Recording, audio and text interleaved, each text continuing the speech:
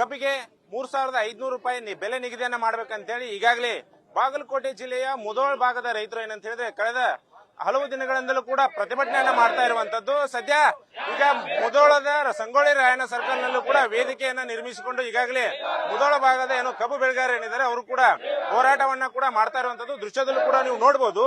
Sangolli Rayanna circle ನಲ್ಲಿ ಈಗಾಗಲೇ ರಮೇಶ್ ಗಡದನ್ ಅವರ ವೇದಿಕೆಯನ್ನ ಈಗಾಗಲೇ ನಿರ್ಮಿಸಿಕೊಂಡಿರುವಂತದ್ದು. ಅಂದ್ರೆ ದಿವಂಗತ ರಮೇಶ್ ಗಡದನ್ ಅವರು ಏನಿದ್ದಾರೆ ಇವರು ಹಿಂದೆಲೂ ಕೂಡ ರೈತರಿಗಾಗಿ ಸಾಕಷ್ಟು ಹೋರಾಟವನ್ನ ಮಾಡಿರುವಂತದ್ದು. ಅವರ ನೇತೃತ್ವದಲ್ಲಿ ಇಲ್ಲಿನ ರೈತರು ಈ ಹಿಂದೆ ಸಾಕಷ್ಟು ಹೋರಾಟಗಳನ್ನ ಮಾಡಿದ್ರು. ಹೀಗಾಗಿ ಅವರದೇ ಹೆಸರಿನ ವೇದಿಕೆಯನ್ನ ನಿರ್ಮಿಸಿಕೊಂಡು ಈಗಾಗಲೇ ಈ ಭಾಗದ ರೈತರೇನಿದ್ದಾರೆ ಈಗಾಗಲೇ ಹೋರಾಟವನ್ನು ಕೂಡ ಪ್ರಾರಂಭ ಮಾಡಿರುವಂತದ್ದು. ಕರ್ನಾಟಕ ರಾಜ್ಯ ರೈತ ಸಂಘ ಹಾಗೂ ಹಸಿರು ಸೇನೆ ಮತ್ತು ಕರ್ನಾಟಕ ರಾಜ್ಯ ಕಬ್ಬು ಬೆಳೆಗಾರರ ಸಂಘ ಮುಧೋಳ ಏನಿದೆ ಇವುಗಳ ಸಂಯುಕ್ತ ಆಶ್ರಯದಲ್ಲಿ ಈ ಒಂದು ಪ್ರತಿಭಟನೆಯನ್ನ ಹಮ್ಮಿಕೊಂಡಿರುವಂತದ್ದು.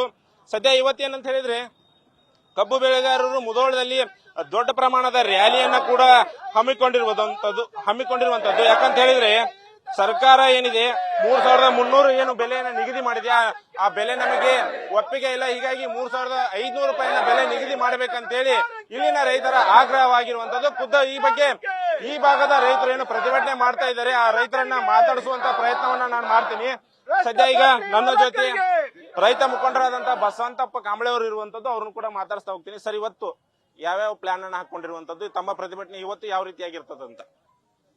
ಇವತ್ತೇನು ಮುಧೋಳ ಕಬ್ಬು ಬೆಳೆಗಾರರು ಏನು ಹೋರಾಟ ಹಾಕೊಂಡಿರತಕ್ಕಂಥದ್ದು ಸಂಗೊಳ್ಳಿ ಸರ್ಕಲ್ ದಿಂದ ತಹಸೀಲ್ ಆಫೀಸ್ ವರೆಗೇನು ಪಾದಯಾತ್ರೆ ಹೋಗ್ತೀವಿ. ಆಮೇಲೆ ಸಿಟಿಯಲ್ಲಿ ಇರ್ತಕ್ಕಂಥ ಎಲ್ಲಾ ವ್ಯಾಪಾರಸ್ಥರು ನಮ್ಮ ಬೆಂಬಲಕ್ಕೆ ಬಂದ್ ನಿಲ್ತಾರ. ಆಮೇಲೆ ಹಳ್ಳಿಯಿಂದ ಎಲ್ಲಾ ಹಳ್ಳಿ ಒಳಗ ಡಂಗರ ಹೊಡಿಸ್ಯಾರ. ಎಲ್ಲಾ ಹಳ್ಳಿ ಜನ ಹೆಚ್ಚಿನ ಸಂಖ್ಯೆಯಲ್ಲಿ ಕೂಡ್ತಾರ. ಕನಿಷ್ಠ ಒಂದು 10,000 ಜನ ಈ ಸಭೆ ಒಳಗ ಪ್ರಾರಂಭ ಆಗ್ತಾರ ಪಾದಯಾತ್ರೆ ಒಳಗ. ಸರಿಗೆ ನಿನ್ನೆ ಹೇಳಿದ್ರಿ ರ್ಯಾಲಿ ಮಾಡ್ತೀವಿ ಮತ್ತೆ ಗೌರ್ಮೆಂಟ್ ಆಫೀಸ್ಗಳನ್ನೆಲ್ಲ ಬಂದ್ ಮಾಡ್ತೀವಿ ಅನ್ನೋ ಒಂದು ಮಾತು ಹೇಳಿದ್ರಿ. ಅದೇನಾಗ್ತಾ ಇದೆ ಸರ್, ಇವತ್ತು ಬಂದ್ ಮಾಡ್ತಾ ಇದ್ರೆ ಅಥವಾ ಹೆಂಗೆ ಅಂತ? ಈ ಪಾದಯಾತ್ರೆ ಪ್ರಾರಂಭ ಆಗುತ್ತೆ ಎಲ್ಲಾ ಗೌರ್ಮೆಂಟ್ ಆಫೀಸ್ಗಳ ಬಂದ್ ಮಾಡ್ತೀವಿ ಸರ್. ಎಲ್ಲಾ ಗೌರ್ಮೆಂಟ್ ಆಫೀಸ್ಗಳು ಬಂದ್ ಆಕ್ಕವ. ಅಂದ್ರ ಮೇನ್ ತಹಸೀಲ್ ಆಫೀಸ್ಗೆ ಯಾಕೆ ಹೋಗ್ತೀವಿ ಅಂದ್ರ ಮೂಲ ತಾಲೂಕ ಮೂಲ ಕಾರಣ ಯಾವ್ದು ಮೂಲ ಆಫೀಸ್ ತಹಸೀಲ್ ಆಫೀಸ್. ಆ ಆಫೀಸ್ ತಕ ಹೋಗಿ ಎಲ್ಲಾ ಗೌರ್ಮೆಂಟ್ ಆಫೀಸ್ ಅನ್ನ ಬಂದ್ ಮಾಡಿ ಅಲ್ಲಿ ಹೋಗಿ ಅಲ್ಲಿ ಕೆಲವು ವಿಚಾರಗಳನ್ನ ಮಾತಾಡಿ ವಾಪಸ್ ಹತ್ತಿ ಮತ್ತೆ ಸಂಗೊಳ್ಳಿ ಸರ್ಕಲ್ಗೆ ಬರ್ತೀವಿ. ಈ ಪಾದಯಾತ್ರೆ ಬಹಳ ಹೆಚ್ಚಿನ ಸಂಖ್ಯೆ ರೈತರು ಕೊಡ್ತಾರೆ. ಇದು ಪಾದಯಾತ್ರೆ ಪ್ರಾರಂಭ ಆಗುತ್ತೆ. ಸರ್, ಈ ಪಾದಯಾತ್ರೆ ಇವತ್ತಿಗೆ ಅಂತ್ಯ ಆಗುತ್ತಾ ಅಥವಾ ಮುಂದುವರಿಯುತ್ತಾ? ಅಂದ್ರೆ ಪ್ರತಿಭಟನೆ ಇವತ್ತಿಗೆ ಅಂತ್ಯ ಆಗುತ್ತೋ ಅಥವಾ ಬೆಲೆ ನಿಗದಿ ಆಗೋವರೆಗೂ ಹಿಂಗೇನೆ ಮುಂದುವರಿಯುತ್ತಂತ? ಪಾದಯಾತ್ರೆ ಅಂದ್ರೆ ನೋಡಿ, ಈಗ ಹೋರಾಟ ಪ್ರಾರಂಭ ಆಗೈತಿ. ಇನ್ನೂ ನಮಗ ಬೆಲೆ ಸಿಗುವವರೆಗೆ ಹೋರಾಟ ಮುಂದುವರಿತೈತಿ. ಆದ್ರೆ ಒಂದೇನ್ ಹೇಳಕ್ ಇಲ್ಲಿ ಇಷ್ಟಪಡ್ತೀವಿ ಅಂದ್ರೆ ಪಾದಯಾತ್ರೆ ಅಂದ್ರೆ ಸರ್ಕಾರಕ್ಕೆ ಒಂದು ತಿಳುವಳಿಕೆ ಇರಲಿ ಅನ್ನೋ ಕಾರಣಕ್ಕೆ ಹೇಳಕತ್ತೀವಿ. ಮಾನ್ಯ ಮುಖ್ಯಮಂತ್ರಿಗಳು ಏನು ರಿಕವರಿ ಆಧಾರ ಮೇಲೆ ಮೊನ್ನೆ ರೇಟ್ ಘೋಷಣೆ ಮಾಡಿರಲ್ಲ, ಇದು ರಾಜ್ಯದ ಕಬ್ಬು ಬೆಳೆಗಾರರಿಗೆ ಬಹಳ ಮೋಸತಿ. ರೈತರು ಇದನ್ನ ತಿಳ್ಕೋಬೇಕು. ಪ್ರತಿಯೊಬ್ಬ ಕಬ್ಬು ಬೆಳೆಗಾರ ತಿಳ್ಕೊಂಡ್ರಾಗ ಮಾತ್ರ ಇದ್ರ ಬೆಲೆ ಗೊತ್ತಾಕತಿ. ರಿಕವರಿ ಈ ವರ್ಷ ಒಂದ್ ವರ್ಷ ಒಪ್ಪಿದ್ವಿ ಅಂದ್ರ ಇಡೀ ರೈತ ಕುಲ ಸಂಪೂರ್ಣ ನಾವು ಹಾಳಾಗ್ಬಿಡ್ತೀವಿ. ರಿಕವರಿ ಅಂದ್ರೆ ಬಹಳ ಅಪಾಯಕಾರಿ ಐತಿ. ಇದನ್ನ ಒಪ್ಪಾಕ್ ತಯಾರಿಲ್ಲ. ಅದನ್ನ ಸರ್ಕಾರ ಮುಖ್ಯಮಂತ್ರಿ ಅವ್ರು ಏನ್ ಹೇಳ್ಯಾರ ಇದನ್ನ ವಾಪಸತಿ ಆಗ್ಬೇಕು. ಈ ವರ್ಷ ರೇಟ್ ಘೋಷಣೆ ಆಗುವವರೆಗೆ ಹೋರಾಟ ಮುಂದುವರಿತೀವಿ. ನಮ್ ಜೊತೆ ಇನ್ನೊಬ್ರು ರೈತರಾದಂತಹ ಸುಭಾಷ್ ಶಿರ್ಬೂರ್ ಅವರು ಕೂಡ ಇರುವಂತದ್ದು, ಅವ್ರನ್ನು ಕೂಡ ಮಾತಾಡಿಸುವಂತ ಪ್ರಯತ್ನ ಮಾಡ್ತೀನಿ. ಸರ್, ಈಗ ನಿನ್ನೆ ಸಚಿವರು ಮೀಟಿಂಗ್ ಮಾಡಿರೋದು ಮತ್ತು ಡಿಸಿ ಅವರು ಮೀಟಿಂಗ್ ಎರಡೆರಡು ಮೀಟಿಂಗ್ ಅದು ಎರಡು ಮೀಟಿಂಗ್ ನಲ್ಲೂ ಕೂಡ ಏನೇನ್ ಚರ್ಚೆ ಆಯ್ತು, ನಿಮಗೆ ಯಾವ ರೀತಿ ಅವರು ಕನ್ವಿನ್ಸ್ ಮಾಡಿದ್ರು ಅಂತ ನಿನ್ನೆ ಮೀಟಿಂಗ್? PWD IB ಒಳಗ ನಮ್ಮ ಕಬ್ಬು ಬೆಳೆಗಾರನ ಮೀಟಿಂಗ್ ಕರೆದಿದ್ರು ನಮ್ಮ ಸಚಿವರು. ಕರೆದಾಗ ನಮ್ಮ ಸಮಸ್ಯೆಗಳನ್ನೆಲ್ಲ ನಾವು ಹೇಳಿದ್ವಿ ಅವರಿಗೆ. ಈಗ ನೀವೇನ್ ನಿಗದಿ ಮಾಡಿರಿ 10.25 3,100, 11.25 3,200 ಈ ರೀತಿ ಏನ್ ಬೆಲೆ ನಿಗದಿ ಮಾಡಿರಿ, ಇದರಿಂದ ನಮಗೆ ಏನೂ ಲಾಭ ಇಲ್ಲ. ನಮಗೆ ಇದರೊಳಗೆ ಏನೂ ಲಾಭ ಸಿಗಂಗಿಲ್ಲ. ಮುಂದಿನ ವರ್ಷ ನಾವು ಈ ವರ್ಷದ ಕೊಟ್ಟದ ಕಬ್ಬಿಂದು ಮುಂದೆ ನಾವು 2ನೇ ಬಿಲ್ ತಗೋತೀವಿ. ಇದನ್ನ ಆ 2ನೇ ಬಿಲ್ನು ತಗೊಳ್ಳಾರ್ದಂಗ್ ಮಾಡಿಬಿಟ್ಟಾರ ನೀವು ಇದ್ರೊಳಗೆ. ಯಾಕಂದ್ರ ನೀವು 50 2ನೇ ಬಿಲ್ ಕೊಡುದು ಅಂತೇಳಿ ಮಾಡಿದೇರಿ.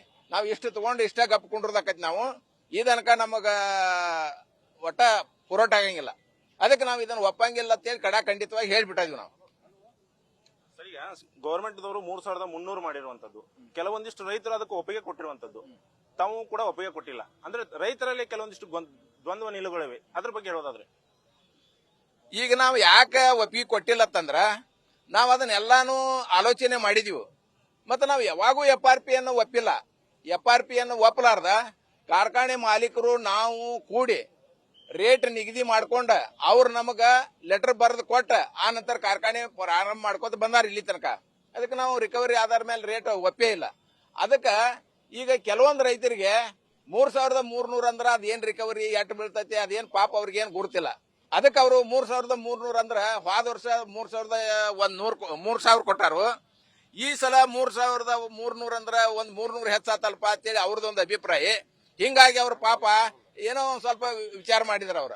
ಆದ್ರ ಅವ್ರಿಗೆ ಇನ್ನೂ ಗೊತ್ತಾಗಿಲ್ಲ ಅದ 100 ರೂಪಾಯಿನೂ ಈಗ ಸಿಗಂಗಿಲ್ಲ, ಮತ್ತೆ 3,200 ಅದು ಸಿಗಂಗಿಲ್ಲ, 100 ಅದು ಸಿಗಂಗಿಲ್ಲ. ನಮ್ಮ ರಿಕವರಿನ ಬ್ಯಾರೆ ಅದಾವು, ಅದು ಅವ್ರಿಗೆ ಪಾಪ ಗೊತ್ತಿಲ್ಲ. ಅದಕ್ಕೆ ಅವರು ಒಂದ್ ಸ್ವಲ್ಪ ಪ್ರತಿಕ್ರಿಯೆ ವ್ಯಕ್ತಪಡಿಸಿದಂಗ ಮಾಡಿದ್ರ ಅವ್ರು ಗುರುತಿಲ್ದವ್ರ. ಆದ್ರೆ ನಾವು ಇಲ್ಲಿ ಇದ್ದಂತ ಎಲ್ಲಾ ಮುಖಂಡರು ಅದನ್ನೆಲ್ಲಾನು ಚರ್ಚೆ ಮಾಡಿ ಇದರಿಂದ ನಮಗ ಒಂದ್ ಪೈಸಾನು ಲಾಭ ಆಗುದಿಲ್ಲಪ್ಪ ಅಂತ ಹೇಳಿ ನಾವೆಲ್ಲಾ ಸ್ಟಡಿ ಮಾಡಿ ಇದನ್ನ ನಾ ಹೇಳಿನ ಅಲ್ಲಿ DC ಆಫೀಸ್ದಾಗ ನಾ ವಿಸಿ ಒಳಗೆ ಜಾಯಿನ್ ಆಗಿದ್ನೆ. ನಾ ಅಲ್ಲಿ DC ಅವರಿಗೆ ಸ್ಪಷ್ಟ ಹೇಳಿನ ನಮ್ಮ ಹೋರಾಟ ಇವತ್ತಿನಿಂದ ನಿಜವಾದ ಹೋರಾಟ ಪ್ರಾರಂಭ ಆತ್ ನೋಡ್ರಿ ಅಂತ ಹೇಳಿ ಅನ್ನ. ಯಾಕ್ರಿ ಅಂತಂದ್ರ ಅವ್ರು ಇದು ಯಾವ್ದು ನಮಗೆ ಸಮಂಜಸವಲ್ಲ. ಅದಕ್ಕ ನಾವು ಇವತ್ತಿನಿಂದ ಹೋರಾಟ ಪ್ರಾರಂಭ ಆತ್ ನಮ್ದು, ಇದಕ್ಕೆ ನಮ್ದು ಒಟ್ಟ ಒಪ್ಪಿಗಿಲ್ಲ ಅಂತ ನಾ ಹೇಳ್ಬಿಟ್ನೆ ಅಲ್ಲೇ. ಈಗ ರೇಟ್ ಇದು ಫಿಕ್ಸ್ ಆಗ್ಲಿಲ್ಲ ಅಂದ್ರೆ ತಮ್ಮ ಮುಂದಿನ ನಡೆ ಏನಾಗಿರುತ್ತೆ, ಮತ್ತೆ ಕಾರ್ಖಾನೆಗಳು ಪ್ರಾರಂಭ ಮಾಡ್ಬೇಕು ಅನ್ನೋ ಒಂದು ಆದೇಶವನ್ನು ಕೂಡ ನಿನ್ನೆ ಹೇಳಿರುವಂತದ್ದು. ಒಂದೇಳಿ ಕಾರ್ಖಾನೆಗಳು ಪ್ರಾರಂಭ ಆದ್ರೆ ನೀವೇನ್ ಮುಂದೆ ನಿಮ್ಮ ಕ್ರಮ ಏನ್ ಕೈಗೊಳ್ತೀರಂತ ನಿಮ್ಮ ನಡೆ ಏನಾಗಿರುತ್ತೆ? ಈಗ ಅವ್ರು ನಿನ್ನೆ ಕಾರ್ಖಾನೆ ಮಾಲೀಕರು DC ಆಫೀಸ್ಗೆ ಹೋಗಿ ನೀವು ಸರ್ಕಾರ ಏನ್ ನಿಗದಿ ಮಾಡಿರಲ್ಲ ಅದನ್ನ ನಾವು ಕೊಡಾಕ ಒಪ್ಪಿಗೆ ಐತಿ, ನಮಗ ಕಾರ್ಖಾನೆ ಪ್ರಾರಂಭ ಮಾಡಾಕ ನಮಗ್ ಸೆಕ್ಯೂರಿಟಿ ಕೊಡ್ರಿ ಅಂತೇಳಿ ಅವ್ರು ಹೋಗಿ ನಿನ್ನೆ ಹೇಳಿದಾರ. ಇದು ಹಿಂದ ಇವೆಲ್ಲ ಆಗಿ ಹೋಗ್ಯಾವ್ರಿ. ಹಿಂದ ನಮಗ್ ಸೆಕ್ಯೂರಿಟಿ ಕೊಡ್ರಿ ನಾವು ಪ್ರಾರಂಭ ಮಾಡ್ತೀವಿ ಅಂತ ಹೇಳಿದಾರು. ಹಿಂದ ಅವ್ರು SP ಇದ್ದವ್ರು ನಮಗ ಎಲ್ಲಿ ಸಿಕ್ಕಲ್ಲೇ ಕಬ್ಬು ಕಡಿತಾರ ಎಲ್ಲಾ ಕಡೆ ನಮಗ್ ಸೆಕ್ಯೂರಿಟಿ ಕೊಡಾಕತ್ತೇನ, ನಮಗೇನು ಸೆಕ್ಯೂರಿಟಿ ಕೊಡಾಕ ಆಗುದಿಲ್ಲ, ನೀವು ಕಬ್ಬು ಬೆಳೆಗಾರರ ಜೋಡಿ ರೇಟ್ ಮಾತಾಡ್ಕೊಂಡು ಬಗೆಹರಿಸಿಕೊಂಡು ಕಾರ್ಖಾನೆ ಪ್ರಾರಂಭ ಮಾಡ್ರಿ ಅಂತ ಅವರು ಹೇಳಿದಾರ. ನಾವು ಅಲ್ಲಿ DC ಆಫೀಸ್ದಾಗ ಹೇಳಿ ಬಂದಿದ್ವಿ ಏನಂತಂದ್ರ ಇವರು ನಿಮಗ್ ಬಗ್ಗುದಿಲ್ಲ, ಅಲ್ಲಿ ಸಂಗೊಳ್ಳಿ ರಾಯಣ್ಣ ಸರ್ಕಲ್ದಾಗ ಇವ್ರನ್ನ ಬಗ್ಗಿಸಿ ರೇಟ್ ತಗೊಳ್ಳುವಂತದ್ ನಾವು ಮಾಡ್ತೀವಿ, ನೀವು ಕೈ ಬಿಟ್ಟು ಬಿಡ್ರಿ ಅಂತ ಹೇಳಿದ್ವಿ ಅವ್ರಿಗೆ. ಆ ಪ್ರಕಾರ ನಾವು ಇಲ್ಲಿ ಹೋರಾಟ ಪ್ರಾರಂಭ ಮಾಡಿದ್ವಿ.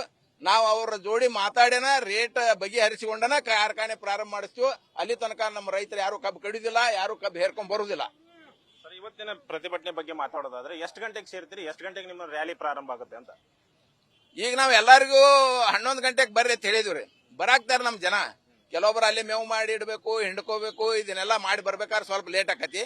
ಅವ್ರು ಬಂದ ತಕ್ಷಣ ನಾವ್ ಇಲ್ಲಿ ಅಟ್ರು ಕೂಡ ನಿರ್ಣಯ ತಗೋತೀವಿ. ನಿರ್ಣಯ ತಗೊಂಡು ಇಲ್ಲಿಂದ ನಾವು ಪಾದಯಾತ್ರೆ ಮಾಡ್ಕೊಂಡು ತಹಸೀಲ್ದಾರ್ ಆಫೀಸ್ಗೆ ಹೋಗ್ತೀವಿ. ಇದಿಷ್ಟು ಏನಂತ ಹೇಳಿದ್ರೆ ಮುಧೋಳ ಭಾಗದ ಕಬ್ಬು ಬೆಳೆಗಾರರ ಮಾತಾಗಿರುವಂತದ್ದು. ಅಂದ್ರೆ 3,500 ರೂಪಾಯಿ ಬೆಲೆ ಘೋಷಣೆ ಮಾಡೋವರೆಗೂ ಕೂಡ ತಮ್ಮ ಪ್ರತಿಭಟನೆಯನ್ನ ಹಿಂಪಡೆಯೋದಿಲ್ಲ. ಜೊತೆಗೆ ಏನಂತ ಹೇಳಿದ್ರೆ ಯಾವುದೇ ರೈತರಾಗಿರ್ಬೋದು ಕಬ್ಬು ಕಟಾವನ್ನು ಕೂಡ ಮಾಡೋದಿಲ್ಲ, ಮತ್ತೆ ಸಕ್ಕರೆ ಫ್ಯಾಕ್ಟರಿಗಳು ಕೂಡ ಅವನ್ನ ಸಾಗಾಟನೆ ಮಾಡೋದಕ್ಕೆ ಬಿಡೋದಿಲ್ಲ ಎಂಬ ಮಾತನ್ನ ಮುಧೋಳ ಭಾಗದ ಕಬ್ಬು ಬೆಳೆಗಾರರು ಹೇಳ್ತಾ ಇರುವಂತದ್ದು. ಕ್ಯಾಮ್ರಾ ಪರ್ಸನ್ ರೋಹಿತ್ ಜೊತೆ ಕೃಷ್ಣ ಆದಿಮನಿ, ನ್ಯೂಸ್ ಫಸ್ಟ್, ಬಾಗಲಕೋಟೆ.